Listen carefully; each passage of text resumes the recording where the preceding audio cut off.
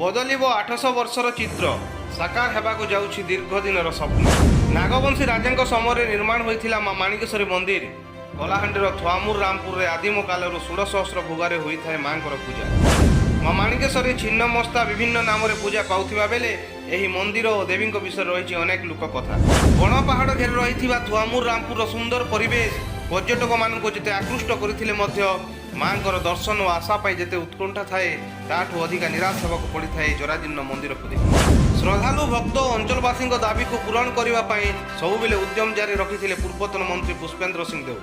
अनेक दिनर प्रतीक्षा पर किछि दिन पूर्व राज्य सरकार यार निर्माण निमंते 2 कोटी टंका मंजूर करथिबा बेले गतकाली शुक्रवार वर्चुआल मीटिंग माध्यम यार शिलान्यास करथिले मुख्यमंत्री। तो शिलान्यास कार्यक्रम में दलर वरिष्ठ नेतृमंडली और जिला प्रशासन अधिकारी माने जोग देथिबा बेले दीर्घ दिन आशा साकार होगाकू जाउथिबारु मुख्यमंत्री को साधुवाद जणाइछन्ति अंचलवासी। कलाहांडी स्वतंत्र संपादक रवींद्र मिश्र सहित मु माधव सुनानी, मो आदर्श टीवी।